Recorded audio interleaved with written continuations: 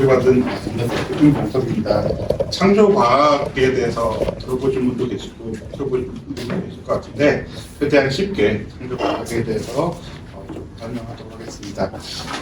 작년에 제가 재작년이네요. 벌써 초에 영국에 갔었는데 영국이 이제 기독교의 여러 가지 종교 개혁이 있었던, 그리고 우리나라에도 많은 영향을 좀 모범적인 국가인데 예배를 드리다가 이렇게 좀 얘기를 하다 보니까 옆에 이제 목사님, 사모님이 앉아 계시는데 영국은 이제 더 이상 영국에 와서 예배 드리는 데서 아주 감동적이다 이렇게 말씀드렸더니 영국은 더 이상 크리스천 국가가 아니다 이렇게 말씀하시더라고요. 그래서 도대체 영국은 도대체 어떻길래 크리스천 국가가 아닌가 싶어서 통계를 찾아봤습니다. 통계를 찾아봤더니 2018년에 퓨 리서치 센터에서 이제 기독교인이라고 생각하는 사람들이 몇 프로가 되는가 각 나라별로 했는데 영국은 73%나 이렇게 돼서 왜 73%나 크리스천들이 있는데 왜 크리스천이 국가가 아니라고 하나 봤더니 실제는 대부분은 교회에 가지 않는 크리스천들이고요.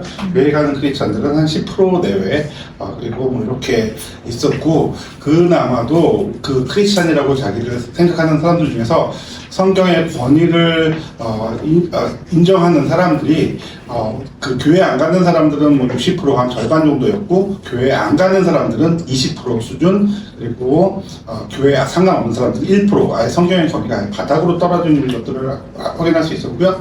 또 크리스찬이라고 말하면서도 교회 안 가는 사람들은 성경의 그 여러 가지 반하는 여러 가지 게이 메리지라든가 뭐 어벌션이라든가 뭐 이런 낙태라든가 뭐 이런 그런 것들에 대해서 지지하는 이런 비율들이 훨씬 더 높은 걸 알 수 있었습니다. 또 계속 통계를 보다 보니까 뭐 이런 통계도 있더라고요. 사이언스 때문에 과학 때문에 종교가 불필요한가? 즉 이게 무슨 말이냐면 교육을 받으면서 인본주의의 영향을 받은 사람들의 비율이 어떻게 되는가, 또는 진화론을 과학으로 생각하는 사람들의 비율이 어떻게 되는가. 교회에 다니는 사람들조차 한 20% 가까이 되고요. 교회에 안 다니는 사람들은 한 70%에 가까운 것들을 확인할 수 있었습니다. 이게 이제 유럽 얘기고, 아시아는 뭐 저희가 조금 제가 뭐 줄이기 위해서 내용을 뺐는데, 아시아는 이제 한국은 그 국가 태생적으로 아시아 국가를 선도해야 되는 사명이 이렇게 있는데, 한국은 이제 기독교 그 비율이 이단 포함해서 캐톨릭 다 포함해서 한 30% 정도 되고요. 그나마도 이게 홍콩, 베트남, 뭐 일본, 대만 이렇게 비교해 놓으면 월등히 높은 숫자가 됩니다. 그 중에서 이제 32% 중에서 복음주의가 한 반 정도 되는 거고요. 근데 그렇게 좀 그래도 아시아 국가 중에서 이제 한국이 기독교 국가로 남았는데, 종교 개종 비율 또는 종교 교육을 받았으나 현재 무종교인, 현재 무종교라는 것은 자기가 의식적으로 판단하고 가치관 가운데서 판단하고 이제 종교를 버린 사람이 되는 거죠. 그런 비율이 코리아가 거의 1등, 2등, 홍콩 다음에 2등입니다. 글자가 좀 잘 안 보여서 안 보일 수도 있고, 근데 종교 개종 비율도 아주 심각한 상황입니다. 그래서 요 의식에 대한, 세계관에 대한 얘기들을 이렇게 물어보는데, 종교가 삶에서 매우 중요한가 순에서 이 바닥에 있다는 게 뭐냐면 그렇게 생각하지 않는다는 뜻이거든요. 그렇게 생각하는 사람이 적은 비율 순이 제일 많은 게 중국이고요. 그 다음에 일본, 그 다음에 한국, 이런 순입니다. 그리고 교육에서 종교적 가치가 중요한가, 제일 많은 사람이, 그러니까 그렇게 생각하지 않는 사람이 제일 많은 게 1등이 중국, 2등이 일본, 뭐 이런 식으로 한국이 이제 한 6등, 뭐 이렇게 전반적으로 기독교 국가가 한국이 좀 많기는 하지만 문화적으로는 기독교가 뿌리내리지 못하고 있다. 뭐 중국은 아주 그냥 종교가 완전히 거의 말살 수준으로 이렇게 1%, 2% 이렇게 있는 거고요. 그래서 이런 인본주의의 영향을 받은 그런 것들이 동아시아의 통계들을 보면 아주 명확하게 나타나게 됩니다. 이런 서구부에도 그렇고, 그다음에 아시아권 국가들도 그렇고, 이런 기독교가 왜 이렇게 정체성을 잃어가고 있는가, 기독교가 왜 이렇게 뿌리내리지 못하고 있는가, 아마 인본주의 그리고 인본주의의 그 토대를 세우는 진화론 때문이지 않을까 이렇게 말씀드릴 수 있고요. 진화론은 과학적인 권위를 가지고 하나님 없다라고 하는 인본주의에 영향을 주고, 이게 허무주의, 자연주의, 그리고 이것들이 교육과 문화, 예술, 그리고 삶의 목적과 패러다임에 서로 이렇게 다 영향을 주도록 이렇게 되어 있습니다. 그래서 하나님의 말씀인 성경을 우리가 가치관으로 두고 세계관으로 두고 세상을 다 해석할 수도 있고, 아니면 사람들이 그 마음대로 자기가 원하는 대로 이렇게 정할 수 있는 이 세계관이 되게 중요하게 됩니다. 근데 잘 모르시는데 이제 진화론이 과학적인 근거를 가지고 교육 체계로 들어왔다라고 생각하시는지 모르겠는데요. 실제로 가리키는 사람도 창조를 믿고 있어도 그 진화를 보급하려고 하는 사람들이 이렇게 논문을 쓰면서 그 과학 선생님들이 몇 프로나 창조를 버리고 진화를 가고 있는가를 이렇게 통계를 막 내고 논문을 쓰고 있습니다. 그래서 얼마나 교육기관에서 창조를 좀 배격하고 진화론을 가리키는가. 2007년에 비하면은 2019년에 훨씬 더 진화론을 믿는 학교 선생님들이 늘었다는 걸 확인할 수 있습니다. 그 전에는 절반 정도였다가 지금 한 70% 가까이 늘었고요. 그리고 그냥 단순히 인본주의 자기 혼자 그렇게 믿는 것이 아니라 광고를 해대면서 전투적으로 사회에 인본주의를 뿌리는 그런 것들을 우리가 전투적 인본주의라고 할 수 있습니다. 성경적 세계관과 자연주의적 세계관 때문에 도덕이 절대성을 가지거나, 아니면 도덕이 상대주의거나, 아니면 성경적 결혼 가치를 갖거나, 아니면 결혼의 의미가 모색해지는 생명의 신성함이 있거나, 안락사를 한다든가 낙태를 한다든가, 아니면 생명은 수정에서부터 시작한다든가, 이렇게 완전히 상반된 그 사상들을 나눠주는데, 그 기초에는 자연주의적인 세계관, 인본주의적인 세계관 또는 성경적 세계관, 이렇게 나올 수 있다.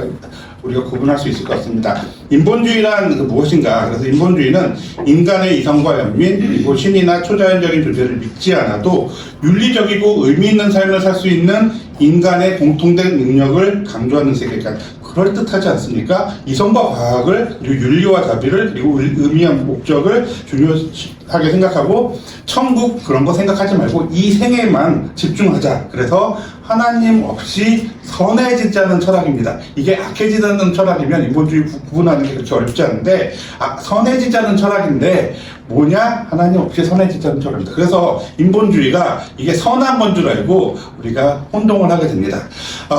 이게 그 진짜 돈하고 그 다음에 가짜 돈, 진짜 돈이 좋은 거기 때문에 가짜 돈 이게 위패가 만들어지는 거고요. 진짜 보석이 귀한 거기 때문에 가짜 보석도 만들어지는 겁니다.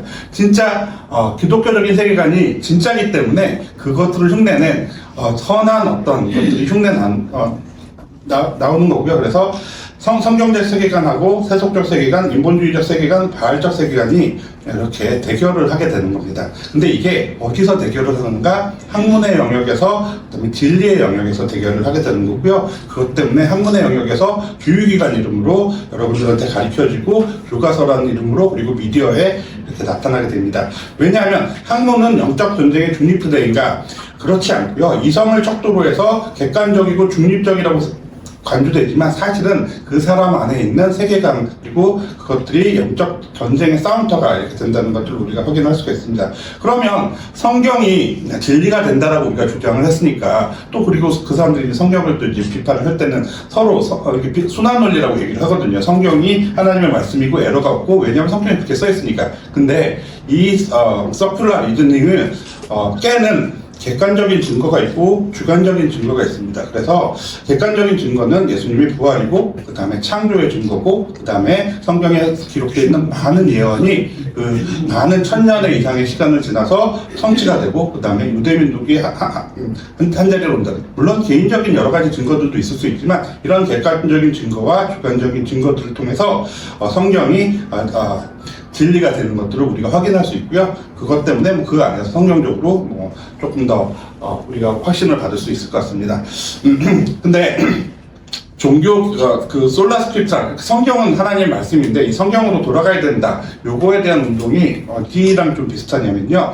중세 때랑 비슷합니다. 중세 때 암흑의 시대라고 하는데, 그때는 이제 교회가 있었습니다. 교회가 있었는데 성경을 라틴어로만 만들어 놓고 그냥 일반 독일이나 뭐 영어나 뭐 이렇게 일반 사람들이 쓰는 언어로 번역을 해주지 않으니까 읽을 수가 없죠. 그리고 교회의 권위, 그리고 교회 전통, 그리고 교부들이 해석한다든가 교황의 해석을, 성경적인 해석을 성경의 권위하고 같이 놓습니다. 그래서 버진 그 메리가 평생 그 처녀로 살았다부터 시작해가지고 또 죽지 않았다, 이런 여러 가지 그런 교리들이 들어오게 되고, 또 교회가 부패되고 권위주의적인 문제, 상업적 형태들을 갖게 되고, 그 다음에 중세 스콜락 철학들이 성경 자체보다 그 어떤 이성으로 성경을 해석한 그런 해석 체계가 더 기준이 돼서 실제로 성경에 쓰여 있는 복음이 왜곡되는 현상들을 보게 됩니다. 그래서 인본주의적 복음이라고 하는데, 믿음 플러스 공로를 통해서만 구원을 받을 수 있다라고 하는, 이게 이제 캐톨릭의 그 구원론이 되는데, 이거를 마틴 루터가 오직 성경을 기초로 해서 참 복음, 오직 믿음으로 구원을 받는다, 이렇게 우리가 회복을 했습니다. 그래서 오직 성경 요 개념을 조금 더 종교 개혁적인 관점에서 보면은 지배적인 상식이나 인간의 해석에 맞춰서 성경의 최종적이고 유일한 권위를 회복하고자 하는 신앙 고백이었는데, 그전에는 이제 교황의 어떤 가르침 또는 인간적인 어떤 요소들이 훨씬 더 큰 권위로 가지고 있습니다. 근데 사실 루터가 그것들을 깨달았다고 해서 어떻게 그 전 세계의 권위를 가지는 교황한테 당신 틀렸어, 어떻게 그렇게 할 수 있었습니까? 이것들이 성경 때문에, 성경의 하나님의 신적 권위를 인정할 때 그렇게 할 수 있었고요. 그래서 이 성경을 통해서 오직 은혜, 오직 믿음, 오직 그리스도, 그리고 오직 하나님께 영광이라고 하는 이런 핵심적인 종교개혁의 교리 체계들을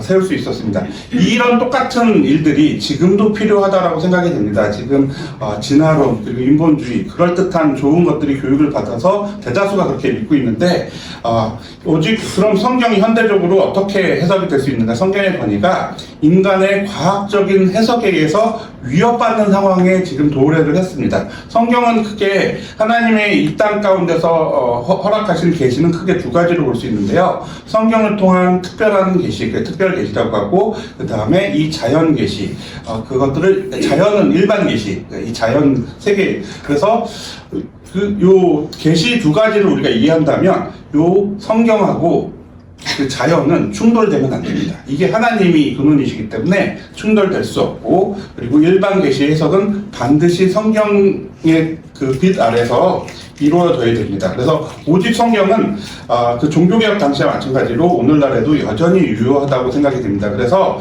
그 성경은 최종적 권위고요. 그리고 하나님의 특별 계시고, 그리고 성경은 막 성경 잘못 읽으면 막 이단으로 가고 뭐 그런 게 아니라, 성경에는 그 핵심적인 사실들이 명료하게 기록이 되어 있습니다. 그래서 복음의 핵심 진리는 완전하고 명료하기 때문에 우리가 성경을 읽을 때 오히려 유익을 받고 그걸로 구원을 얻을 수 있다. 마찬가지로 창조에 대한 기록도 아주 명료하고 분명하게 되어 있습니다. 태초에 하나님이 천지를 창조하시니라, 그리고 분명하게 창조주간에 6일 창조를 선포하고 있습니다. 역사적으로 진화론이 과학의 권위를 읽고 도전했던 권위는 궁극적으로 성경입니다. 진화론이 과학적인 증거가 있어서 뭐 이렇게 퍼지는 게 아니라, 진화론이 공격하고 싶은 거는 성경인 겁니다. 그래서 현대 교회의 그 진화론의 그 권위를 잘못 이렇게 입고 들어온 큰 이론이 인본주의가 들어와서 자유주의 신학으로 가기도 하고요. 또는 유신론적 진화론 이라는 표현으로 얘기합니다. 뭐 하나님이 창조자가 계시지만 진화론적인 방법으로, 진화론은 사실 뭐냐고 하면 이 모든 세계가 우연에 의해서 저절로 만들어졌다는 게 진화론의 핵심 가설인데, 우연이라고 하기는 너무 어려우니까 하나님이 그래도 가이드한 거 아니야? 그렇지만 진화론적인 방법을 쓴 거 아니야? 뭐 그런 형태로 믿는 게 유신 진화론입니다. 그래서 이런 과학주의가 사실은 권위를 갖기 때문에 이 보수 신학계에서도 사실 이게 좀 막 어려워하는 것 같아요. 그런데 이 교회 내에 침투한 유신 진화론의 스펙트럼을 보면 성경대로 믿는 창조과학회가 적극적으로 지지하고 있는 젊은 지구 창조론이고요. 점진적 창조론이 있습니다. 대체로 오래된 시간이지만 하나님은 종대로 만드셨을 거다. 이거가 뭐냐면 6일 창조는 믿지 않고, 아주 오래된 지구는 이 우주가 크고 그러니까 아주 오래된 지구와 오래된 우주는 받아들여야 될 것 같고, 그렇지만 토끼하고 사람하고 똑같이 만들었을 수는 없어. 뭐 그런 정도의 그 구분을 짓는 점진적 창조론이 있고요. 이것도 어느 정도는 진화론의 영향을 받은 거고요. 지적 설계론은 요거는 조금 전략적으로 사실 창조과학에서도 사용을 하고 있는 방법이긴 한데, 뭐 전체에 대해서 다 싸우는 게 아니라 설계자가 가정하지 않는다는 것. 그러니까 지적인 존재가 없었다고 하면 이 세상이, 특히 생명체가 존재하기 쉽지 않다라고 하는 지적 설계론이 있고, 그다음에 유신진화론.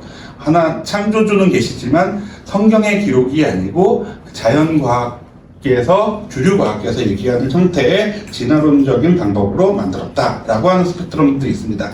뭐 그런 대표적으로 유신론적 진화론을 하는 단체는 미국의 NIH라고 하는 되게 중요한 단체거든요. 미국의 보건 그 연구 개발을 총괄하는 그쪽의 수장이었던 프랜시스 콜린스라고 하는 사람이, 이 사람이 본인이 크리스찬이라고 믿고 있습니다. 그래서 바이오로고스라고 하는 단체를 만들었는데, 여기가 진화론적인 어떤 스펙트럼을 강조를 하고 있고요. 사실 여기에 한국에서는 요 과학과 신학의 대화라고 하는 과신대라고 하는 뭐 서울대의 우중학 교수부터 시작해가지고 이런 분들이 모여서 진화론적인, 본인들은 크리스찬이라고 얘기를 하면서 진화론을 크리스찬도 받아들여야 돼라고 하는 형태의 그 단체들을 만들어서 활동을 하고 있습니다. 그러면 뭐 제가 이제 그 겉에 이제 옆에 얘기를 했는데, 그럼 과학에 대해서 좀 따져보도록 하겠습니다. 과학은 권위를 갖습니다. 비행기를 타고 저희가 핸드폰을 쓰고 과학을 부정한다고 해도 과학의 원리들을 여러분들이 인정을 좀 해야 되는데, 이 세상은 물리 세계가 있고요, 영적인 세계가 있습니다. 물리 세계는 수학적인 원리로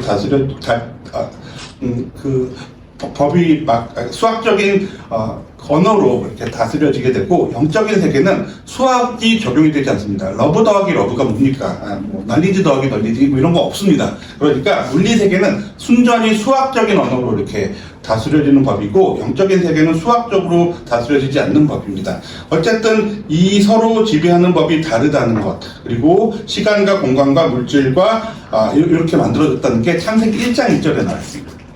창세기 1장 1절. In the beginning, 시간, 그리고 하나님이 창조하셨는데 공간과 물질, 그리고 결국 시간과 공간과 물질, 요게 이 물질 세계를 이루는 3구성 요소입니다. 이거 말고는 없습니다.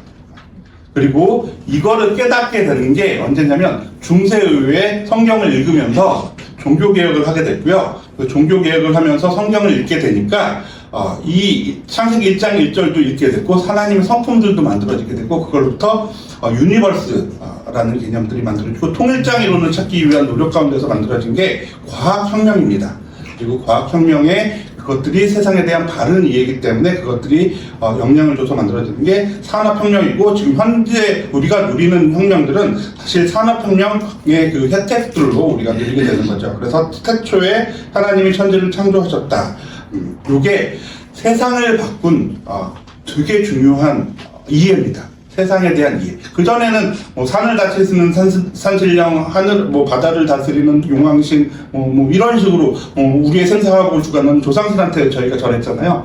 그게 아니라 하나님이 이 세상을 다스리신다. 태초에 그리고 창조주가 계시다. 이거에 대한 이해가 우리나라뿐만 아니라 전 세계적으로도 과학에 대한 이해들을, 그래서 물리학이라는 거는 시간과 공간에서 물질에 대한 현상, 힘을 다루는 게 결국 물리학이고요. 이게 과학혁명입니다. 그래서 힘이 뭔가, 그리고 에너지 보존의 법칙, 엔트로피의 증가 법칙, 이거를 이해한 게 결국 과학혁명이 한 일입니다.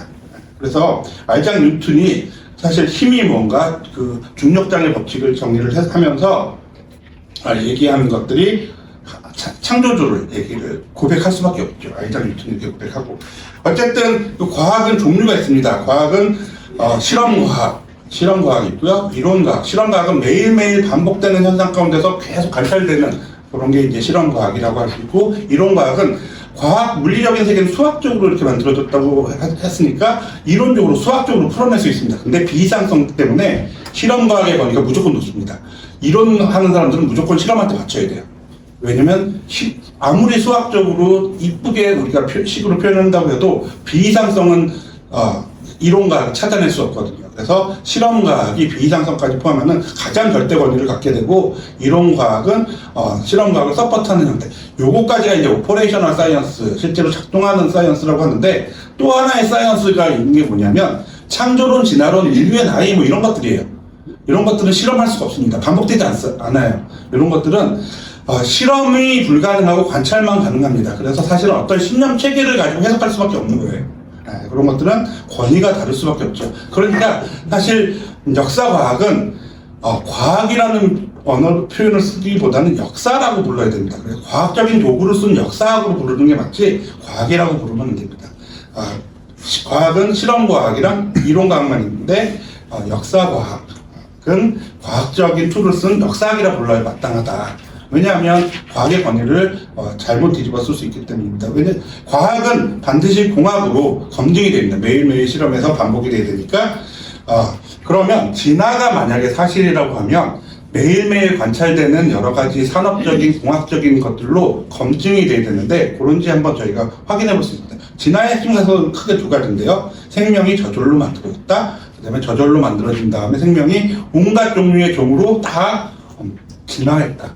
이렇게 크게 두 가지로 했는데 첫 번째 생명이 자연적으로 발생이 되는가. 생명은 자연적으로 발생되지 않습니다. 조금 더 좀 깊게 들어가면 센트럴 도그마 생명 우리 생화학의 중심 원리라고 하는데 모든 유전 정보가 DNA에 저장이 되어 있고 그것들이 RNA에 카피되고 그걸 또 단백질이 만들어지면서 세포가 구성이 되는 이것이 저절로 만들어져야 되는데 이게 저절로 만들어져야 되려면 그 모든 구성 요소들이 순식간에 완전히 갖춰진 상태에서 세포 사이즈 안으로 쫙 들어와야 됩니다. 근데 그런 물질들 하나들이 라이프 타임이 있거든요. 그래서 뭐 어쩌다 하나 만들어질 수 있지만 걔네들이 자연계에 있으면 금방 산화된다든가 금방 환원된다든가 해가지고 일주일을 못 버팁니다. 근데 그 완벽한 세포를 특히 센트럴 도그마를 완벽하게 구성할 수 있는 세포가 순식간에 무슨 이유에선가 완벽하게 가지고 있고 그리고 그게 한 점으로 들어와야 됩니다. 그게 이제 그래서 화학하는 사람들이 이게 말이 안 되는 걸 알거든요. 근데 어쨌든 간에 요것들이 이제 지금까지 흘러오면서 진화론이 이제 교과서로 들어오게 된 얘기를 보다 보니까 이제 무기물에서 유기물, 그리고 유기물에서 아미노산, 아미노산의 단백질, 단백질의 세포 가는 과정들을 하나하나 실험적으로 보여줘야 되는데 유기물에서 아미노산 가는 과정이 사실 이게 밀러 유레이라고 하는 사람이 이렇게 했습니다. 이거 뭐냐면 여러 가지 원시 대기를 그 과정에서 메탄, 암모니아, 물, 수소 넣고 전기적으로 딱 때리니까 뭐 그냥 타르 같은 것들 뭐 찌꺼기가 나옵니다. 그냥 그 탄 게 나오는데 그 탄 거에 공교롭게도 아주 작은 농도의 글리신 알라닌이라고 하는 아미노산 형태가 있었는데 아미노산도 뭐 조금 나왔습니다. 그리고 나머지 그 탄 것들이 이렇게 잔뜩 나온 거죠. 아미노산을 만드는 재료를 놓고 화학적으로 합성을 했으니 뭐 뭐든 만들어지긴 합니다. 뭐든 만들어지긴 하는데 실제로 여기서 만들어지는 아미노산은 생명체를 이룰 수가 없습니다. 왜냐하면 생명체는 왼손체하고 오른손체가 이렇게 있거든요. 분자도 그래요. 분자도 왼손체가 있고 오른손체가 있는데 이 왼손체하고 오른손체가 구조적으로는 화학적 구조는 똑같지만 성질이 완전히 다릅니다. 근데 화학적으로 반응해서 만들어질 때는 반반이 만들어지거든요. 근데 몸속에 들어갈 때는 요거 하나만 이렇게 있어야 되고 요 반쪽은 도구로 작동을 한다든가 아주 심각한 생명 현상을 방해하는 형태로 만들어지게 됩니다. 그래서 요것들이 반만 만들어진 걸로 생명체가 만들어졌다, 생명의 아미노산을 만들었다, 이거는 완전 과정입니다. 그래서 이걸로 생명체 만들어지지 않습니다. 실제로 매일매일 일어나는 우리가 식품이나 여러 가지 고기들을 거기에 다 세포들이 있거든요. 그것들을 우리가 멸균을 해놓으면 뭐 무기물에서 유기물, 아미노산, 단백질, 세포 이렇게 만들어지는 게 아니라 반대로 연력학적인 분해가 일어나서 세포가 단백질이 되고 단백질이 분해가 돼서 아미노산이 되고 유기물이 됩니다.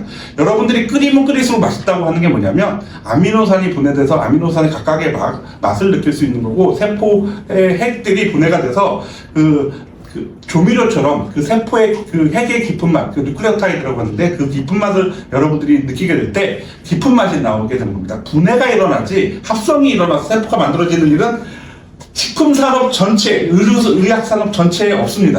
실험적으로는 분해만 일어나지 합성이 만들어지지 않습니다. 근데 그럼에도 불구하고 이 사람들의 사고체계, 신념체계에서는 세포가 저절로 만들어졌다. 그래서 이것들을 어마어마한 돈을 들여서 지금 연구를 하고 있습니다. 뭐 그 중에서 다양한 이론들이 있는데 복잡한 얘기 빼고 RNA 월드, 리피드 월드, 메타볼리즘 월드, 프로틴 월드, 뭐 띠오에스터 월드 이것들이 한 점에서 완벽하게 만들어져야 되는 거거든요. 근데 이게 자기네들이 봐도 지금 우리가 관찰하는 형태의 세포가 만들어지는 거는 너무너무 복잡하니까 그럼 가장 간단한 형태의 DNA 빼고 RNA가 DNA 역할이랑 프로틴 역할 다 하는 형태로 프로토세포를 만들어보자 라고 제안하는 게 이제 미니멀 세포고요. 그거조차도 이렇게 복잡한 화학 과정을 이거 엄청나게 추각해서 그려놓은 거고요. 뭐 그렇게 만들어지는데 사실 뉴클레오타이드 하나 자체도 사실 얘가 그 디리보스라고 해서 여기에 요거 하나 자체도 잘 안 만들어집니다.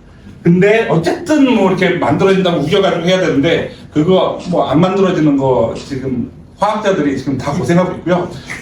이거 연구하는 사람들이 자기네들도 잘 안 만들어진다 막 그러고 논문 쓰고 있습니다. 근데 이것들이 정보를 가져가 유전자를 가지고 있어야 되고 이런 대사를 해야 되고 그리고 그 세포는 핵이 이런 CPU 기능보다 훨씬 더 복잡한 역할을 해야 되는 거거든요. 이거 뭐 증명 못합니다. 이건 사실 뭐 내용이 좀 복잡해가지고 조금 더 제가 요걸 하게 되면 한 학기 동안 제가 강의를 해야 돼서 많은 축약이 있었지만 생명이 자연 발생되는 일은요 누구도 증명한 적이 없고요 아무도 한 적이 없고 안 됩니다. 그리고 종간의 진화 뭐 이것도 보자고 하면 뭐 이렇게 쭉 와야 되거든요. 개구리가 뭐 도마뱀이 되고 소가 되고 사람이 되고 와야 되는데 요거가 환경에 의해서, 그러니까 사람들이 옛날에 그렇게 얘기했습니다. 환경에 의해서 우리가 좀 목이 길어지고 짧아지고 뭐 이렇게 얘기해서 기린도 되고 코끼리도 되고 얘기했다라고 하는데 환경에 의해서 세포가 영향을 받으면 무슨 일이 있는가? 암이 됩니다. 큰일 납니다. 그래서 뭐 복잡한 얘기들은 다 생략을 하고요. 그렇게 환경에 의해서 우리 유전자가 바뀌는 일은 없고요. 오히려 유전 발현 현상이 바뀌는 메틸레이션이라고 하는 게 있고 그래서 후성 유전학이라고 하는데 후성 유전학이 옛날에 진화론을 주장하면서 나왔던 그 개념이 아예 지금은 바뀌어버렸습니다. 바뀌어버렸고 그래서 이거는 시큘라 그냥 인본주의를 주장하는 사람들조차도 하는 얘기들이 생명이 뭐냐, 유전 코드는 어떻게 되느냐 이런 여러 가지 과학적 의문점을 아직도 가지고 있습니다. 뭐 정리하자면 뭐 그 창조과학에 대해서 조금 더 관심이 있으신 분은 창조과학회가 그 교육과정이 있거든요. 한 1년 정도 교육과정에 들어오시면 각 분야의 그 전문가 교수님들께서 상세한 창조과학의 내용을 해주실 수 있을 것 같고요. 지금 뭐 짧으니까 정리하자고 하면 진화론은 솔직히 바른 과학적 증거가 없는 구름 같은 이론 위에 세워진 거짓과학입니다. 성경은 현대과학과 현대 문명을 시작하는데 궁극적인 기준을 제시하고요. 창조과학은 뭐 과학적 증거들을 성경적으로 다시 해석함으로써 온전하고 바른 과학을 세우자는 운동입니다. 역사적으로 성경을 통해서 과학혁명이 일어났고요. 그리고 성경을 이해하고 과학혁명을 통해서 산업혁명, 현대 문명이 일어났습니다. 그래서 오직 성경에 근거할 때만 진정한 그 인본주의자들이 원하는 사회를 만들 수 있다고 생각합니다. 네, 감사합니다.